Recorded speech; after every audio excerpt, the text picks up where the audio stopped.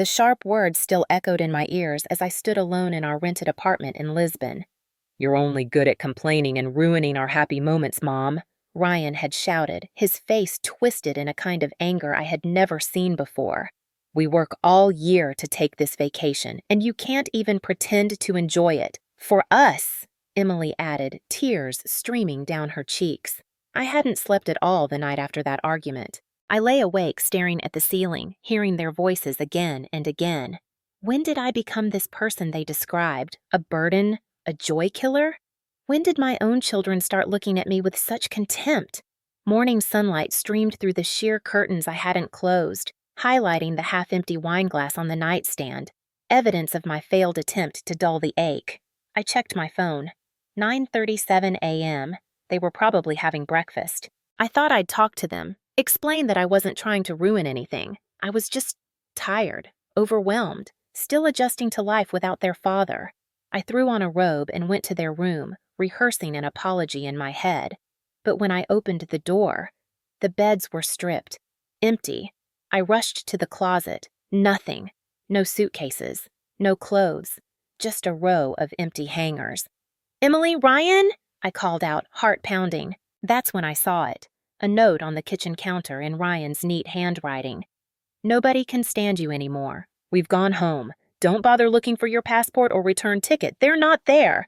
Figure it out yourself for once."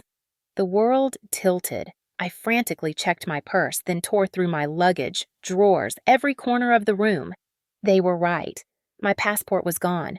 I grabbed my phone, hands trembling, and opened the airline app. My return flight had been canceled. My own children had abandoned me in a foreign country. I sank to the floor, clutching the note in disbelief. What kind of mother was I that my own children would do this to me? The question rang in my mind like a broken bell. The past 3 years since David left had been brutal. 25 years of marriage, and then one day he walked out, left me for someone younger, more exciting. Since then, I had spiraled, I knew that, but I never imagined things would come to this. My phone buzzed, a message from Emily. "The rent's paid until the end of the week. We left enough cash for you to get by until then." At least they hadn't left me entirely destitute. Small comfort. I sat there on the floor for hours, going from shock to anger to sorrow, and back again. By late afternoon, I had tried calling them 12 times. Left voicemails, some begging, others angry, others full of frantic worry. No answer. When the landlord called to check if we needed anything, I couldn't bring myself to explain. The shame was too big. I just said everything was fine. That night, I lay awake again, this time with a different question. What now? I was 52, alone in Lisbon. Limited funds. No return ticket. No passport. I knew I had to contact the U.S. Embassy, but the thought of telling them that my children had stolen my passport made my chest tighten with humiliation. But when dawn broke, I made a decision. I would go to the embassy. I would get a replacement passport. I would find a way home. But not right away. Maybe, just maybe, this wasn't the end. Maybe being left behind wasn't a punishment. Maybe, just maybe, it was a beginning. I brewed a strong cup of black coffee, letting the rich aroma fill the quiet, empty apartment. Every little action, washing my face, combing my hair, getting dressed, felt like a way to keep from falling apart completely. I opened the balcony doors. The Lisbon morning sky had turned soft pink, almost too gentle for the heaviness in my chest. And yet, somewhere deep inside, I heard something whisper, "Maybe this is the moment to begin again." I found the address of the U.S. Embassy and called for a taxi. On the ride over, I kept rehearsing what I'd say. How could I possibly explain that my own children had taken my passport and abandoned me? The embassy was packed and noisy. I took a number and sat among others, each of them with their own stories of lost documents, accidents, or emergencies. And then there was me. My children left me behind. When my number was called 7, I walked to the counter, forcing myself to breathe evenly. A woman in her 50s, glasses perched on her nose, looked up. "How can I help you today?" "I need to report a lost passport," I said softly. "Did you report it to the local police?" "No. It's complicated, I inhaled. My children took it. They left the country without me. Her face showed a flicker of surprise before shifting back to professional calm. I see. That's unusual. Are they minors? No, they're 23 and 25. She began typing. We'll need to complete a few forms. An emergency passport will take at least 2 weeks to process. 2 weeks? I blinked. Somehow I hadn't expected that. I'd already decided to stay a while, but hearing it aloud made it feel real. You can contact your family, she added, and ask them to return your belongings. The way she said family made my stomach twist. Then, from behind me, a voice interrupted gently. Excuse me, I couldn't help overhearing. Are you all right? I turned. A woman around my age stood there, her brown hair streaked with silver, tied neatly in a ponytail. She wore flowing linen pants and a tunic that looked both elegant and effortless in the Lisbon heat. Susan Wilson, she said, offering her hand. I work with the embassy's Citizen Services Department. Once you've filled out your paperwork, come by my office. An hour later, I sat across from Susan in a small but sunlit office. So, Linda, she said, scanning my form, stranded in Lisbon. I wouldn't say stranded, I smiled faintly. I have enough money for a bit, and maybe this is an opportunity. Susan smiled. I like your attitude. Most people in your situation would be panicking. Oh, I already did that part. But then I asked myself, what am I rushing home to? An empty house? To children who clearly don't want me there? She nodded. What did you do before? Career-wise? I used to be a translator, French and Spanish. But I gave it up when Ryan was born. Since then, I've just been a mother. Supported David's career. He left me 3 years ago. For someone younger, of course. I paused, surprised that my voice didn't shake. Maybe I was healing.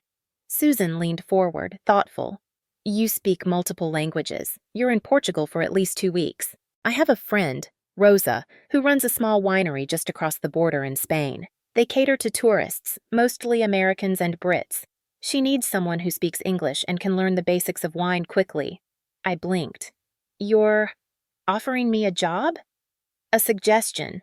A temporary opportunity, room and board included.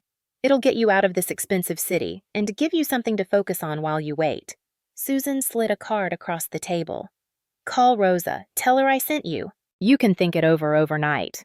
I looked down at the card. Something in me shifted. Curiosity, maybe. Or desperation disguised as courage. I'll call her now, I said. Susan smiled. I had a feeling you'd say that. 2 days later, I sat on a train watching Lisbon shrink in the distance. Rosa had been warm and welcoming over the phone. Any friend of Susan's is a friend of mine, she'd said. Come quickly. We need help. The harvest is starting. As the train wound through golden hills and olive groves, I felt something I hadn't felt in years. Lightness. For 25 years, I'd been defined by others, David's wife, Ryan, and Emily's mother. Even after David left, I'd clung to motherhood like it was all I had left. But on this train, no one knew who I was. No one expected anything. I could be anyone. When the train pulled into the tiny rural station just past the Spanish border, I almost couldn't believe I had truly left Lisbon behind. The scenery outside was nothing like the old buildings and crowded streets of the city. Here, there were endless vineyards glowing under the afternoon sun and a silence that felt like peace itself. A dusty pickup truck waited near the edge of the platform.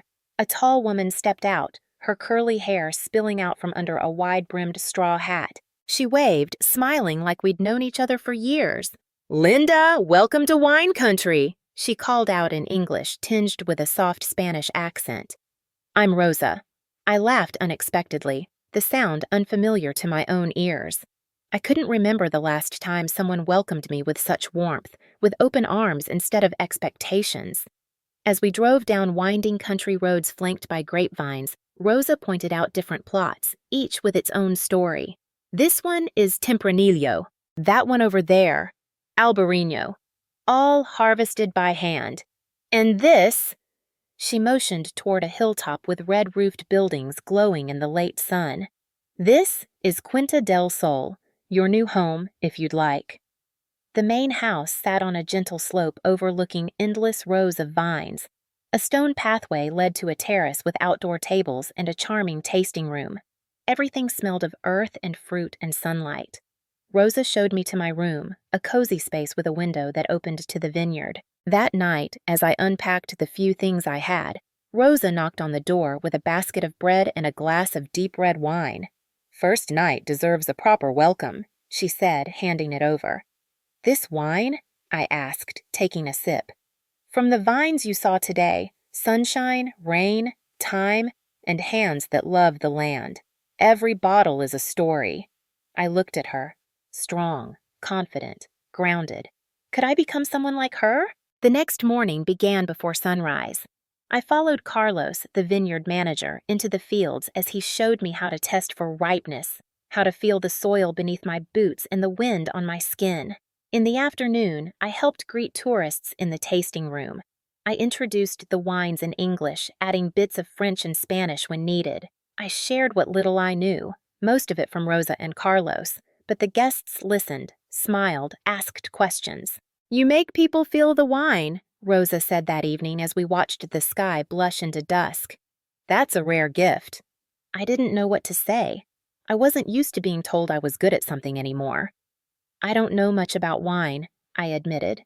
"You'll learn," Rosa shrugged.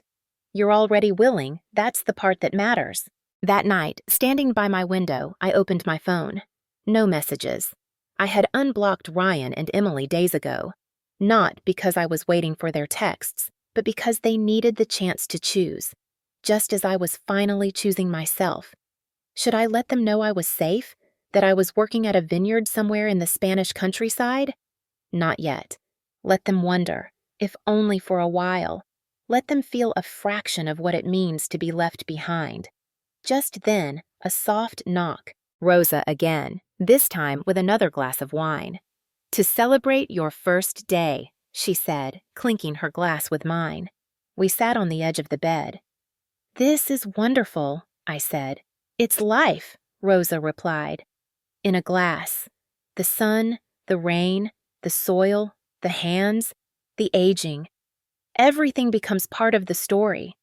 I looked at her, this vibrant woman who built something from nothing, and asked quietly, "How did you end up here?" She smiled but said only, "That's a story for another night." "With a different bottle." After she left, I stared out at the vineyard glowing silver in the moonlight. I thought about David, about Ryan and Emily, about Boston and Lisbon. In just a few days, I'd traveled farther than I had in the past 3 years. As I sipped the wine Rosa had given me, I realized something simple, something powerful. Even being abandoned in Lisbon, even this crazy decision to work at a vineyard, it was all now part of my story. And for the first time in years, I wondered, what kind of woman would I become at the end of it? My first week at Quinta del Sol passed in a blur of harvest days, sunrises over the hills, and evenings full of wine, laughter, and quiet reflection. Rosa became not just my boss, but something closer to a mentor. Carlos showed me the subtleties of grape varieties, Rosa taught me the stories behind the labels, and I began discovering that I could, in fact, belong somewhere again. Each day, I felt a little more like someone I could be proud of. "You're a natural," Rosa told me one evening. "No," I smiled. "I'm just repeating what you've taught me." "No, Linda," she said, pouring more wine. "You make people feel the story. That's a gift." But the peace didn't last. It never does. Not entirely. One golden evening, as Rosa and I sat on the terrace watching the sun sink behind the hills, Carlos approached. "Señora," he said, "someone is asking for you at the gate." I frowned. "Who?" "An American man. He wouldn't give his name." A strange chill passed through me. I followed Carlos down the gravel path, heart racing with every step. As we rounded the bend, I saw him. Even in the backlight of sunset, I knew that silhouette. David. He was standing there, khakis crisp, button-down shirt neatly tucked, still every bit the successful architect, still the man who had once shared a life with me. "Linda," he said, relief washing over his face. "Thank God. Are you all right?" I stopped a few feet from him and crossed my arms. What are you doing here? The kids called me, in a panic. They said you disappeared in Lisbon, that they couldn't reach you. They were afraid. You might have hurt yourself. The accusation hit like a slap. Because that would be easier to believe than the truth? That they abandoned me? David had the grace to look ashamed. They told me everything, and you're right. It wasn't okay. It wasn't right. I held his gaze. So, how did you find me? A friend at the State Department. They pulled some strings, said someone named Susan helped you find a job at a winery in Spain. He glanced around. It took a little effort, but I found this place. Wait. Why are you here, David? He stepped closer. To bring you home. Ryan and Emily are sorry. They acted rashly. They want to make it right. I let out a dry laugh. So instead of coming themselves, they sent you to clean up the mess, like always. Claire, be reasonable. This isn't your life. Isn't it? I asked, stepping back. Because right now, it feels more like mine than anything I've had in the last 3 years. David sighed and ran a hand through his thick, graying hair. At least come have dinner with me. We can talk like adults. We are talking, I replied, my voice calm. And I'm saying no. Just then, Rosa appeared beside me, quiet but firm. Everything okay? Rosa, I said, this is David, my ex-husband. Her eyes flickered with recognition. Ah, the one who left for someone younger. David blushed. It wasn't like that. It was exactly like that, I said. Rosa's voice turned gracious. David, we're about to have dinner. There's plenty. Please join us, unless Linda objects. I wanted to say no, but curiosity won. Fine, I said. Dinner. We sat on the terrace, me, Rosa, and David. Rosa quickly added a third-place setting and disappeared into the kitchen. It's beautiful here, David said. Yes, I replied. The kids miss you, you know. I raised an eyebrow. Is that why they stole my passport and left me in a foreign country? David shifted uncomfortably. They said you've been difficult since the divorce. Is that what grieving a 25-year marriage is called now? He looked down. We all handled it differently. Yes, I nodded. You handled it by moving in with your 28-year-old assistant before the ink on our divorce was even dry. Amber and I... Don't. Rosa returned with a tray of roasted lamb, fresh vegetables, and another bottle of Quinta del Sol's best red. The food helped. We ate in mostly civil silence, David asking questions about the winery, Rosa responding with grace and ease. I watched him, the man I had spent most of my adult life with, and I realized something shocking. I didn't feel anything. Not longing, not pain, only closure. When Rosa excused herself after dinner, David leaned forward. Be honest, what's your plan here? I don't have one, I said. For the first time in decades, I'm not planning around everyone else's needs. So this is... what? A rebellion? No. This is me figuring out who I am when I'm not your wife or the kid's mother. He looked stunned. You could do that in Boston? No, because in Boston, everyone already thinks they know who I am. The kids need you. I let out a soft laugh. The kids are grown, and they made it very clear they don't need or want me. They made their choice. Now they can live with the consequences. David studied me for a long moment. You've changed. I'm changing, I corrected. It's a process. How long will you stay here? My emergency passport is ready next week. After that, we'll see. And what should I tell the kids? Tell them I'm safe. I'm fine. I'll reach out when I'm ready. He hesitated, then pulled out his wallet. At least let me leave you some money. The old Linda would have accepted it, grateful, dependent, but I wasn't her anymore. I have a job. Pouring wine for tourists isn't a career. Maybe not, but it's a start. I walked him to his rental car under the starlit sky. He turned to me. I'm sorry, for everything. I know, I said, and I meant it. Take care of yourself. I am, I said, for the first time in a long time. As his taillights disappeared into the distance, Rosa appeared on the porch, holding 2 glasses of brandy. You okay? Surprisingly, yes. We sat together, silence comfortable between us. I promised I'd tell you my story someday, she said. Tonight seems like the right night. And over one more glass of wine, I listened as Rosa unfolded a tale of pain, survival, and self-reinvention, one that would change how I saw not just her, but myself. Rosa's story haunted me for days. She had once been the wife of a powerful businessman in Madrid, admired in public, cruel in private. When she finally found the courage to leave him, he used every connection to ruin her, froze her accounts, sabotaged job offers, turned her friends against her. I came here with nothing but a suitcase, Rosa told me, her hand wrapped around a glass of wine. I started by cleaning floors, then I served in the tasting room. Eventually, I learned how to make wine. Now, the former owner, an old man named Mateo, had taken her in like family. When he passed away 5 years ago, he left the vineyard to her. His family contested the will, but Mateo had made everything airtight and legal.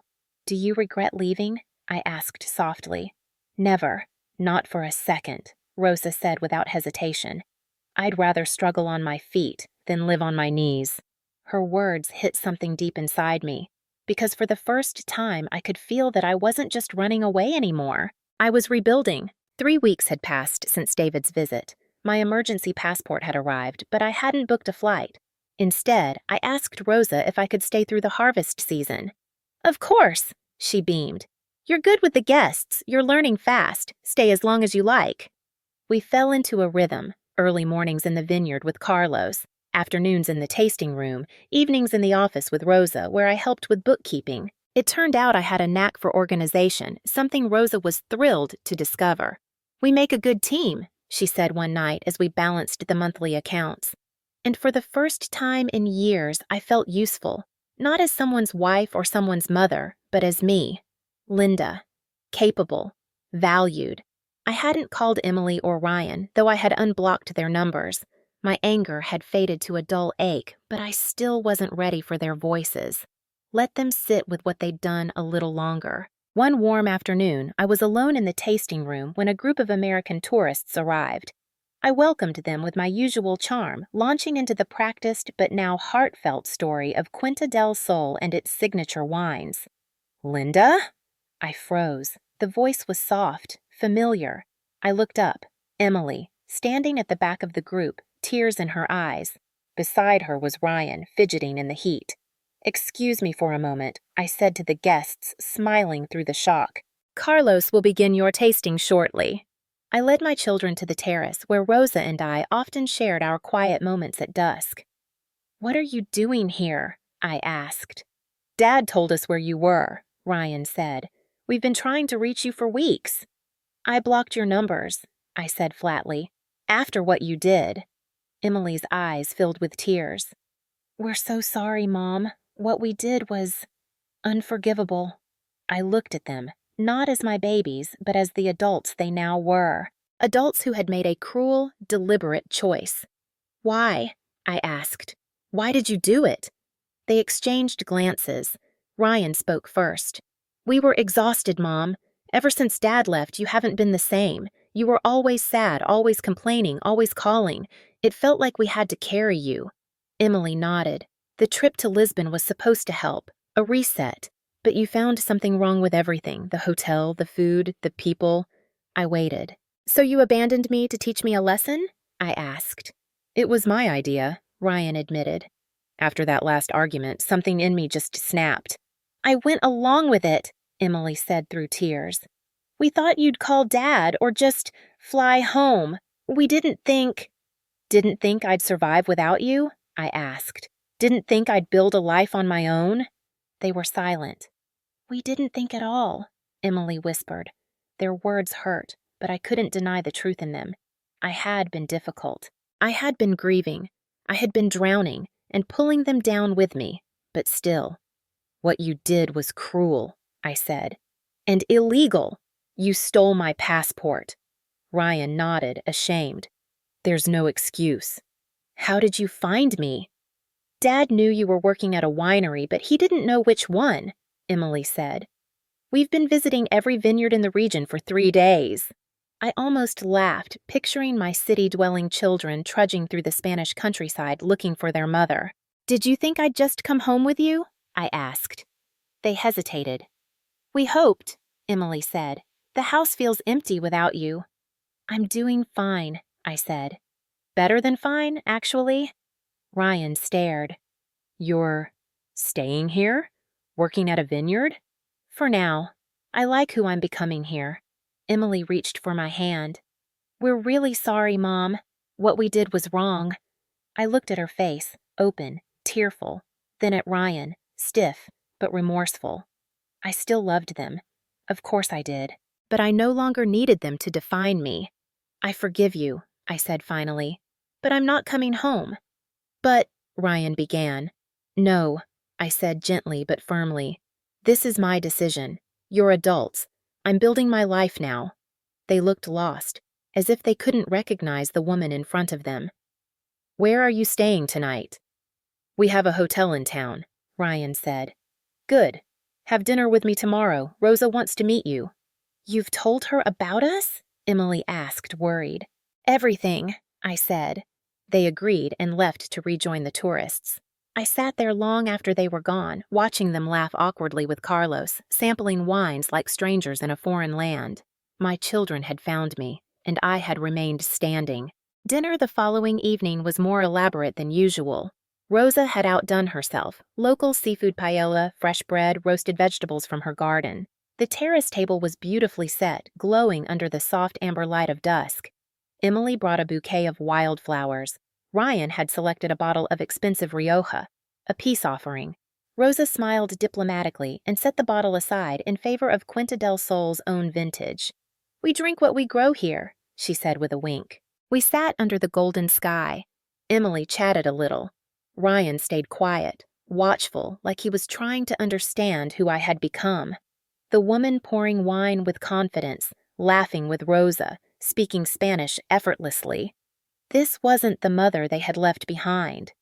"Your mother has become indispensable," Rosa said, placing the paella on the table. "She's brilliant with guests and learning wine faster than some interns with degrees in viticulture."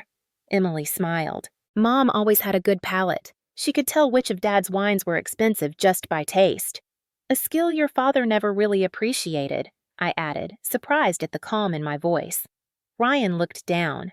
"The house feels different without you." "You both have your own places now," I reminded them. "We still came home for Sunday dinners," Emily said. "It's not the same without you." I took a slow sip of wine. "And yet, you chose to leave me behind." They looked away. "We've been talking about that," Ryan said, his voice lower. "About why we did it. It wasn't just the trip. It was everything leading up to it." I waited. "After Dad left, you weren't okay," Emily said softly. "You stopped seeing your friends. You stopped doing anything you used to enjoy. You called us all the time. You cried, you drank, you were bitter about everything." "It felt like we were trying to keep you afloat," Ryan added, "and nothing we did helped." Their words stung, but I didn't interrupt. "We thought Lisbon would be a fresh start," Emily continued. "We'd planned for months, but from the moment we arrived, you hated everything. The hotel, the crowds, the food, the weather. We were tired. We snapped." I looked at them, really looked, and what I saw wasn't cruelty. It was fear, burnout, powerlessness. "You thought abandoning me would fix that?" I asked. "No," Ryan said. "We thought it would shock you, force a change." It sounds terrible when we say it out loud. It was terrible, I said, but maybe also necessary. Rosa, who had been quietly sipping her wine, nodded. "Sometimes," she said gently, "we only change when something breaks." I looked at her. She had broken free at great cost, and maybe I had needed my own version of that. "There's something else you should know," Ryan said, his tone suddenly serious. "About Dad." My shoulders tensed. "What about him?" "Amber left him 3 months ago," Emily said. The news hit me in an unexpected way. Not triumph, not satisfaction, just sadness. A chapter closed in silence. Why didn't he tell me when he came? Pride, Ryan said. But that's not all. The firm's collapsing. He lost the Westfield contract. He's drinking, missing meetings. Emily looked straight at me. He's falling apart, Mom, like you did when he left. Maybe worse. I understood now. They hadn't just come to apologize. They had come to ask me to go back and fix him. I'm sorry to hear that, I said, but David's problems are not mine anymore. Ryan looked stunned. But he listens to you. And I listened to him for 25 years. That didn't stop him from walking away. But you could help, he insisted. No, I said firmly. I can't fix him. Just like you couldn't fix me. They sat in silence. The shift in power between us had never been clearer. I changed the subject. There's a wine distributor in Madrid looking for someone who speaks French and Spanish. I'm applying. You're really staying in Spain? Emily asked. For now. I like who I'm becoming here. I reached across the table, took her hand. It doesn't mean I don't love you both. It just means I'm choosing me for once. The conversation softened after that. Rosa told funny stories about harvest mishaps. Emily talked about her graduate program. Ryan, always the practical one, asked about my finances. I assured him I was earning a decent salary and managing well. After dinner, Rosa cleared the table, politely refusing help. Ryan stepped aside to take a phone call. Emily and I remained on the terrace watching stars peek out across the vineyard sky. I've never seen you like this, she said. Like what? Confident. Peaceful. You seem younger. I smiled. I feel younger. Lighter. She bit her lip. We really are sorry, Mom. I know, I said gently. And I forgive you. But oddly enough, I'm also grateful. Emily frowned. Grateful? If you hadn't left me in Lisbon, I never would have found this place, or this version of myself. Tears gathered in her eyes. So, you're not coming home? Ever? I don't know what ever looks like, I said. But not now. Maybe I'll visit for Christmas. Maybe you'll come here next summer. She nodded, wiping her cheeks. I'd like that. Ryan returned with a troubled expression. I just talked to Dad. He's been trying to reach you. My phone's been off. He mentioned selling the house. I think he's in serious financial trouble. I felt that old instinct rise, the one that wanted to fix everything, patch everyone together. But I breathed through it. He'll figure it out, I said. Or he won't. Either way, it's his journey, not mine. They both stared at me stunned, but slowly I saw understanding bloom in Emily's eyes. The next morning, I drove them to the train station. Our goodbyes were emotional, but not devastating. We hugged. They promised to call more. I promised to answer. Take care of each other, I said, but don't feel responsible for fixing anyone. Not me, not your father. We'll try, Ryan said. It's a hard habit to break, Emily added. Believe me, I said. I know. As their train disappeared into the countryside, I felt a complex mix of emotions: love, sadness, peace, and most surprisingly, freedom. They would be okay, and I, finally, would be more than okay on my own. That night, I sat on the terrace at Quinta del Sol, sipping a glass of Tempranillo and watching the vineyard glow under the full moon. Rosa joined me, placing a second glass in front of me. How do you feel? She asked. Like I've closed one chapter, I said, and opened another. She smiled. The distributor in Madrid called today. They'd like to interview you next week. I blinked. Really? Really? She said, amused by my surprise. Why wouldn't they want you? You're talented, experienced, and you speak 3 languages. The idea buzzed in my mind like electricity. Could I really start over again? At 52? Why not? I whispered to myself. Why not me? 2 weeks later, I was packing my bags. I had gotten the job. They were opening a new office in Madrid, and they wanted me to help run it. It would be challenging. It would be exciting. It would be mine. Rosa hugged me tightly. You'll be brilliant, she said. But don't forget, you always have a home here. Thank you, Rosa, for everything. You did this, she said, pointing to my heart. You just needed a place to remember who you are. I moved into a small apartment near El Retiro Park, light-filled, cozy, perfect. I commuted to work on foot, greeted clients in 3 languages, and negotiated shipments across Europe. For the first time in decades, I wasn't shrinking to fit someone else's life. I was building my own. I joined a local expat group. I took flamenco classes. I invited Emily and Ryan to visit next summer. They said yes. Every Sunday I called Rosa. One afternoon, she sent me a photo of the tasting room wall at Quinta del Sol. A framed picture now hung there. Me, mid-laugh, holding a cluster of grapes in the sunlight during the harvest. For the tourists who ask about the American woman who found herself in Spain, her message read. Your story inspires them. It inspired me, too. I stared at the photo, smiling with a warmth I hadn't known I could feel again. Then came the email. The distributor was expanding to the U.S., New York City. They were offering me a choice, stay in Madrid or return to America to lead the new office. Old me would have rushed to please. New me paused. For the first time, I had the luxury of choosing based not on what others needed from me, but on what I wanted for myself. I hadn't made a decision yet, but it felt different now. Not like pressure, but like possibility. I finally called David back. He was struggling, financially and emotionally. Amber's gone, he admitted. The firm's in trouble. I'm sorry, I said, and I meant it. Maybe we could try again. No, David, I replied gently. That chapter is closed. How did you rebuild? He asked, voice hollow. I stopped looking backward. I stopped waiting for someone else to fix me. And I found people who saw value in me, exactly as I am. After we hung up, I wrote a long email to Emily and Ryan. I told them why I had chosen to stay in Spain, why I needed it, and how it had changed me. I told them I loved them, was proud of them, but that I was no longer asking them to carry me. You're free to live your lives, I wrote, just as I'm finally learning to live mine. 2 months later, I stood on my tiny Madrid balcony with a glass of wine, watching the sunset bleed gold over the rooftops. A text came in, from Rosa. It was simple. Next weekend, let's open that special bottle of Tempranillo we saved. I have a feeling you'll have big news to share. I typed back, you might be right. Whether I chose to return to the States or stay in Europe, I knew one thing for sure.